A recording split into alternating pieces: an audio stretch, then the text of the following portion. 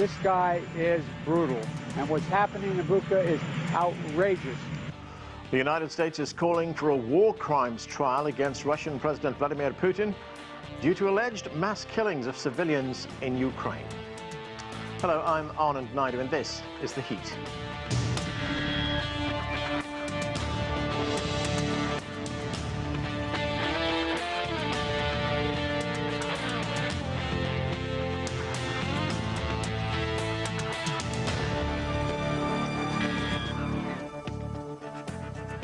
Countries like France and Germany are expelling Russian diplomats as the United States is pushing for more sanctions against Russia and accuses the country of committing war crimes. Russian Foreign Minister Sergei Lavrov denies those accusations and says that the West should consider its own actions in Iraq and Libya. Earlier, I spoke with award-winning journalist Chris Hedges, who made the case about the West committing war crimes without accountability. That'll be later in the show, but first let's take a look at the situation in Ukraine. President Vladimir Zelenskyy has visited the site of mass burials in Bucha, where local residents speak of systematic killings. We begin with this report from Keeran McQuillan in Lviv. You can imagine there's a very palpable sense of anger and shock here in Ukraine tonight. Ukrainians are sharing these images via social media. They're asking themselves why. We're seeing them on our WhatsApp group, and they are very terrible images to look at. There's also a little bit of anger being directed at the West. They're wondering why the weapons aren't being sent in that have been asked for by Zelenskyy in his last telephone call with US President Joe Biden. Of course, at that time, the Ukrainians felt that they were militarily having the upper hand. They had managed to rout the Russian troops from around Kiev and those suburban areas. I spoke to our videographer who was in Bucha and who took some of those images, and he spoke to me about the palpable sense of bewilderment among some of these people who had been trapped in their cellars. But what was going on upstairs was basically anybody who went out onto the streets, they were saying, was a fair target for the Russians. So they were down in their shelters, and when they came up, when the Russians finally retreated, they said that they couldn't believe the brutality of the Russian troops that had been in their city. President Zelenskyy was in Bucha today, and we understand that this is the furthest that he has traveled outside of Kiev. He was surrounded by bodyguards, and he had body armor on himself. Here's what he had to say. These are war crimes. They will be recognized by the world as genocide. You are here, you can see what happened. We know that thousands of people were killed and tortured, limbs torn, women raped, children killed. There is real fear here tonight that as Russia retreats from more towns and villages around Ukraine and Kiev, that there will be more Buchas. And indeed, tonight, 40 days into this invasion, Ukraine's prosecutor general has said that the number of dead in a town 23 kilometers to the west of Bucha called Borodyanka will be higher than the death toll in Bucha. For CGTN, this is Keeran McQuillan reporting from Lviv in western Ukraine. To discuss the situation in Ukraine, let's bring in our panelists. Valentin Yakushik is a professor of political science. Vladimir Golstein is chair of the Slavic Studies department at Brown University. He is in Providence, Rhode Island. And from Boston, Robert Legvold is a professor of political science at Columbia University. Welcome to all of you. And Valentin Yakushik, let me start with you. You are at an undisclosed destination. What's the latest you can tell us about the situation in Ukraine, and can you shed any more light on these civilians being killed at Bucha? Well, what is characterizing the present situation in Ukraine? First of all, withdrawal of Russian troops from Kiev region and from the neighboring regions of Chernigov and Sumy. It seems that it was a tacit agreement during the last negotiations round in Istanbul that Russians withdraw troops from there, and they were not really seriously attacked by Ukrainians. They managed to withdraw. And then Bucha and the neighboring towns of Irpin and Gostomel were liberated by Ukrainian forces. And they found what I knew about much earlier, because my relatives were living in Gostomel, the town which was occupied by Russians on the first day of their invasion, because there is a airport there which they wanted to capture as soon as possible on their way to Kiev. So what I know from the battles there for 15 days, my relatives were there hiding beneath a two-story house in a, well, very primitive shelter. And there was total shooting, bombing, and thousands of people, as my relatives were telling me by telephone, were killed in the streets.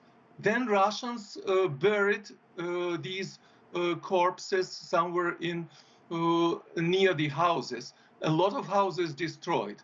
When Russian troops withdrew, it was seen what happened. Thousands of people killed there. Well, Russian soldiers were entering the houses, making search, and my relatives saw them. They were poorly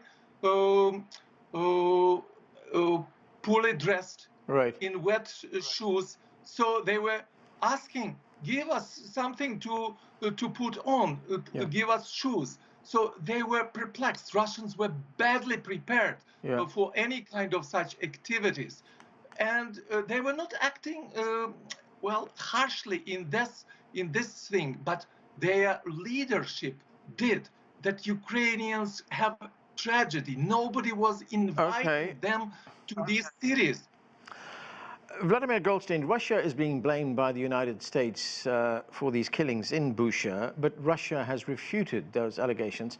Here's the Russian Foreign Minister Sergei Lavrov.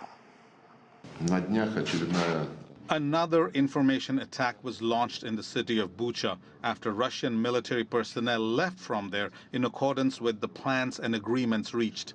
A few days later, a staging was fabricated there, which Ukrainian representatives and their Western patrons disperse through all channels and social networks. So, Vladimir Golstein, what is your assessment of what happened at Bucha?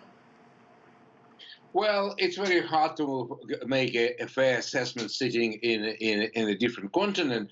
But what we should be aware are two things. A, we're dealing with a fog of war, and we all know that during the war, truth is the first victim. So that's things we've seen in many other occasions. The United States fighting in Syria, blaming Syria, then turns out it was ISIS, and so on. So this is a fog of war, and two countries would be blaming each other. We've been there recently, and we continue to be there in Mariupol, when people who go to Russia blame everything on mistreatment and brutality on Ukrainians. Those who go to Ukraine in deeper Ukraine complain about Russia. So I think it's very hard to judge. What I can say from here, it doesn't really make sense for Russians to be, on the one hand, very careful in shooting the cities, in shooting the buildings where civilians can be. They are, according to BBC and many other reports, they're actually trying to storm it rather than using their powerful artillery or missiles. So they, on the one hand, they try to prevent civilian murders, and now out of the blue going on some strange rampage. So I really don't know. In the war, a lot of things happen, but what's important to stress is that somehow there were negotiations, they were moving somewhere, and that's very important, that this war is not leading to joy and happiness. A lot of people die, a lot of people are suffering, parents are suffering. So there should be some very serious negotiations and compromise on both sides. But these accusations do not help at all. Robert Legvold, the Russians have said that they will present evidence at the United Nations to show that they were not responsible for these killings. But what a number of countries are calling for is an independent investigation into what happened here. Who would lead that investigation? Well, there'll be probably several different forms of investigation. The European Union is already preparing a mission in order to begin making the assessment. There will then be potential missions from the human rights Commission of the United Nations, and individual nations may also do it. So in the end, there's going to be plenty of physical evidence as what's happened in Bucha and these other communities as we begin to learn of the tragedy. And the nonsense on the Russian side, because in the end, they're going to be exposed. Only they occupied these cities. And you'll notice that Lavrov did not do what he did and what they and other spokesmen have done in the context of the Donbass. In the case of Donbass, they've argued that the damage, death, destruction is because of the attacks by the Ukrainian forces in that region. But he didn't claim that this was a reality that had been created by Ukrainian attack. He argued that this is basically fake photography that's being distributed. And that, in the end, is obviously going to be exposed. The Russians have called for an emergency meeting of the United Nations, Robert, to discuss these killings in Bucha, but that call is being blocked by the United Kingdom, which is the current president of the United Nations Security Council. Why would the UK block that? Well, because it's a nonsense motion, and it will simply be essentially reputed by all of the other parties. It may be a mistake not to have let the Russians try to make their case, which is without foundation. And I'm not quite sure what the UK government's calculation has been in having its yeah, because I imagine the goal would be to have as much transparency as possible. Blocking a meeting doesn't meet that goal. And I simply have no insight into what may have been the motivation of the UK government on that score. Valentin Yakushik, the Ukrainian president, Vladimir Zelenskyy, he's been calling for more weapons, as we heard in our report just a moment ago. But there are also other developments. A former senior U.S. diplomat, Kurt Volker, who was ambassador to NATO, says President Biden is not fighting to win. Volker believes that the Ukraine can drive Russia out of the country. Do you believe that a military solution is likely? Well, I think that now there is the only real process which will continue, that's war, because both parts to the conflict, they cannot accept positions of the other. Now it's a good chance to have negotiations, but Russia puts forward the conditions which not acceptable for Ukraine. And it means that for weeks and maybe for months, the war will continue. Ukrainians are heroes. They show their willingness to defend their nation. The West is helping Ukraine, but the Russian forces are overwhelming, are much bigger, and the tragedy of Ukraine will continue in this way. So the world is sacrificing Ukraine in order to make Russia weaker and weaker. Russia is in a trap. It was a big mistake. It was a big criminal act of Putin, what he done. It's a tragedy not only for Ukraine, but for Russian nation, for the civilization of East Slavic people.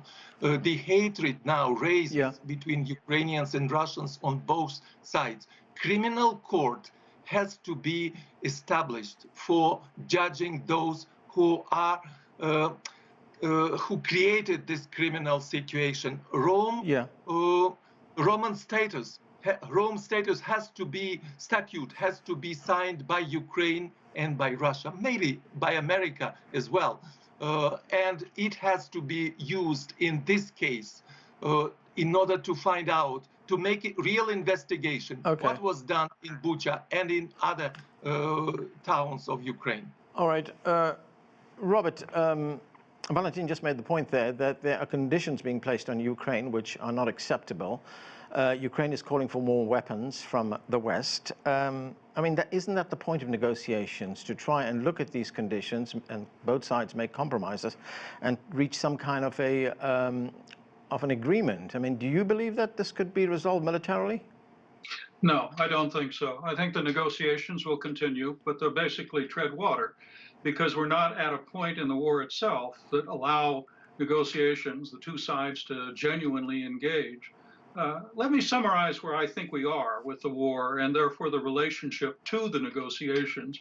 We're now basically in the third stage of the war. The first stage, everybody recognized, was that quick strike, an attempt to decapitate the Ukrainian government through heavy artillery and missile attacks to soften the cities, to allow ground forces to seize key cities like Kharkiv and ultimately they hold Kiev, and then to force a capitulation by the Ukrainian government. That had failed in the first 10 days. Then we went on to this second phase, which were these massive attacks, assaults, firepower attacks on the major cities that did so much devastation, from Kharkiv to Kiev, and now above all else Mariupol.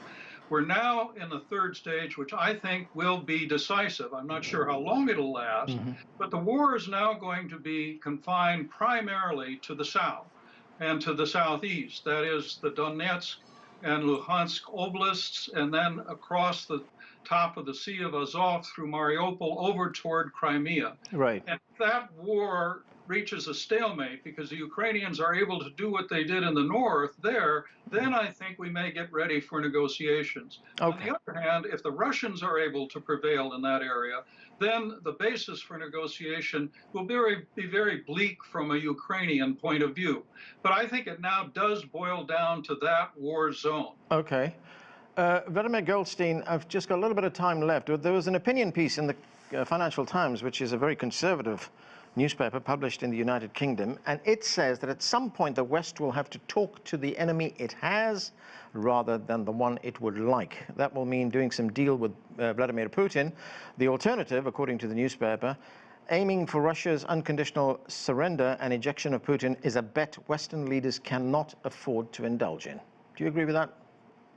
It makes perfect sense, because this is, West can blame Russia for crimes which either committed or not committed, as we've heard even on the show when Robert acted like a jury and judge and executioner. It already said that Russians are guilty, even though sort of, there is no investigation at all. So West can play this game and accuse Russia of all possible, faults. But the reality is they're soldiers. It's a very powerful army. They can do a tremendous amount of damage. They can definitely capture Donbass. So there should be negotiations with precisely. I agree with Financial Times, with Putin, and somehow kind of this bloodshed will stop. So both sides will find some kind of solution. Continue to demonize Russia and Putin and bragging about this victory or blaming Russia for something else, it's just invitation for more bloodshed. Putin is not going to just give up. This is a very naive hope. Okay, and that's where we have to leave it. Thanks to all of you for being with us. Now, as we have been discussing, the conflict in Ukraine is also a propaganda war. Many voices of dissent that do not agree with the Western established narratives end up being censored. Earlier, I spoke with award-winning journalist Chris Hedges, who's had 6 years' worth of shows deleted from YouTube. I started by asking him what happened. Well, it was a wholesale eradication of any RT show, regardless of what the content was. So my show primarily revolved around authors. It had previously been on Telesur.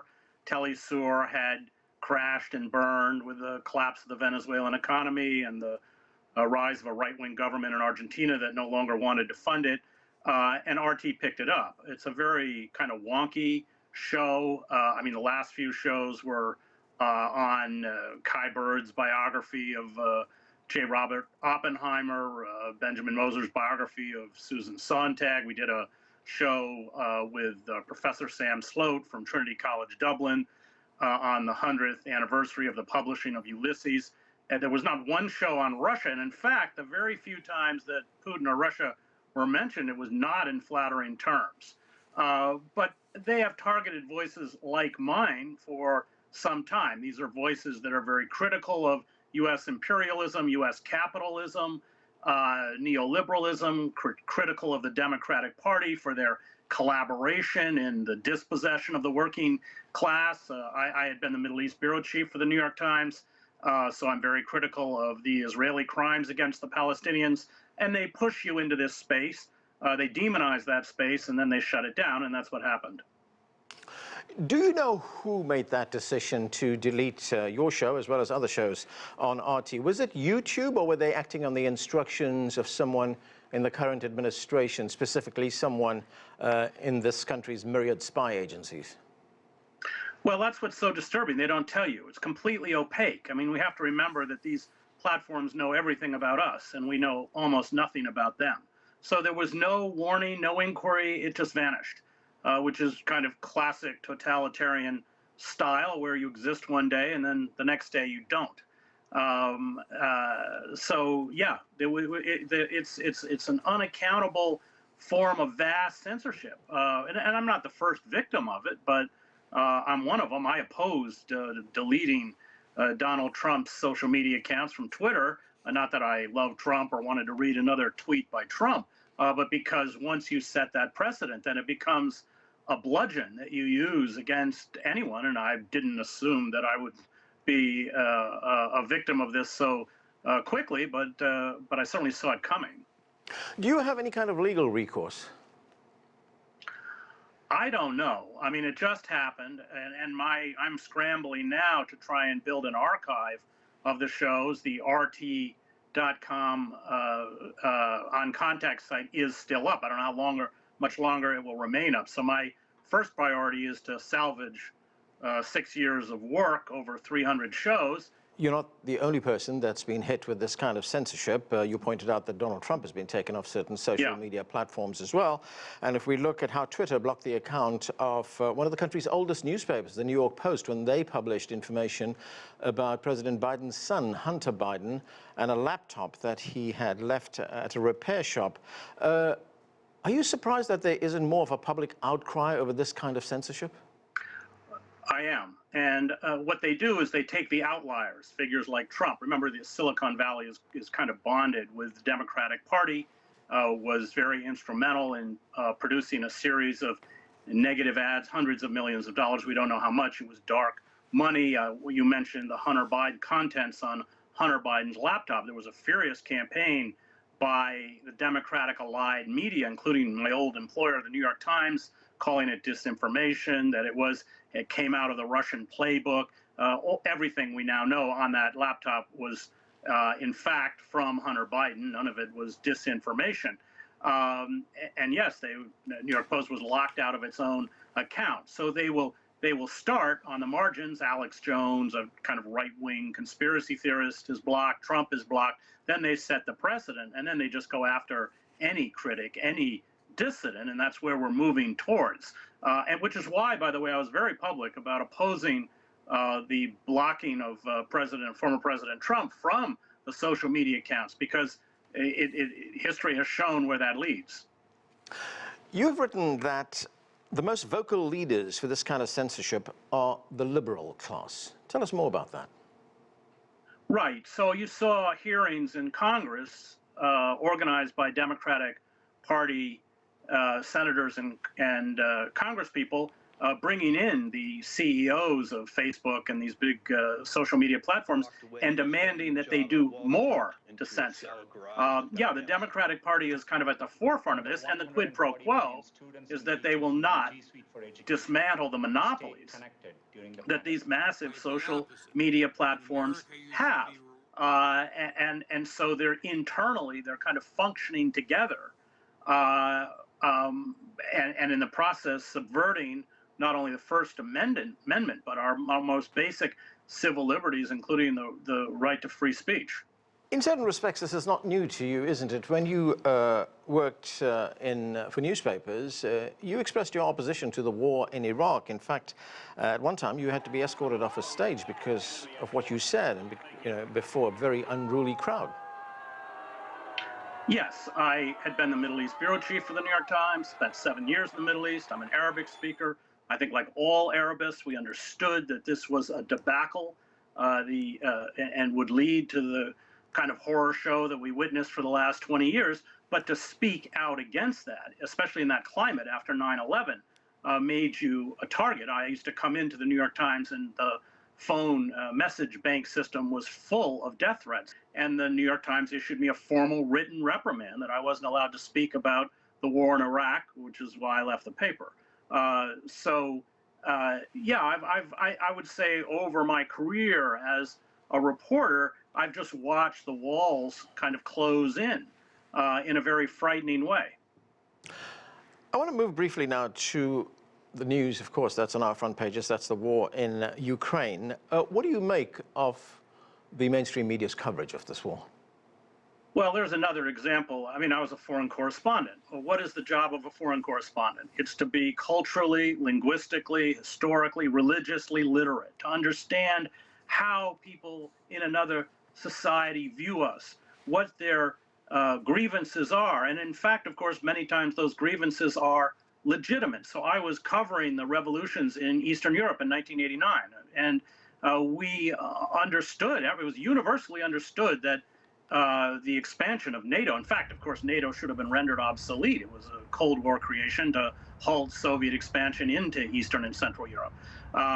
We thought there would be a peace dividend. There were promises made not to expand NATO beyond the borders of a unified Germany by Margaret Thatcher, Hans-Dietrich Genscher, Secretary of State at the time, James Baker. It was all understood across the political spectrum, from Henry Kissinger to George Kennan. There was no argument. But of course, it was a multi-billion-dollar arms bonanza for the defense industry if they could expand NATO and get former Eastern Bloc countries to refit their militaries to be NATO compatible. I wrote a column on ScheerPost about, I quoted from 2008 cable that had been released by WikiLeaks, written out of Moscow, that talked about how this would set the Ukraine alight. So it was universally understood, but there was it was a matter of money. It was the same reason we, wasted all those years in Afghanistan. We know from the Afghan papers that were released by the Washington Post that the military and the political class understood that Afghanistan was a quagmire, but there were people making money. But try and build that historical context. I'm not excusing, by the way, the attack on the Ukraine. It's a preemptive war. It's criminal war of aggression, but clearly Russia was baited. But you can't say that, and it's this kind of self-adulation and demonization. I mean, all of our enemies are the new Hitler, whether it's Saddam Hussein or Vladimir. It's just childish, and that again is a consequence of the collapse of good foreign reporting. Very few foreign bureaus anymore. Foreign correspondents may be parachuted into a place, but they don't actually understand or are conversant with the societies or countries that they cover, and this is one of the consequences of it. Right, and looking at the U.S. response, the United States is now accusing Russia of committing war crimes. In fact, President Putin has been called a war criminal. But you wrote that for the United States, only enemies commit war crimes. I will go back to the release of WikiLeaks. This is why Julian Assange is such an important figure and why he is being so ruthlessly persecuted by Western governments. The war crimes that we committed, it's this hypocrisy, which is not lost on the world outside the United States. Anybody in the Middle East understands that NATO is an aggressive force, not a peacekeeping force. Again, it is that kind of double standard. And with the collapse of the media, there's less and less understanding within the American public of that hypocrisy or how the rest of the world looks at us. Chris Hedges, thanks for joining us. Thank you. And that's all we have time for. I'm Anand Naidu in Washington, D.C. Thanks for watching.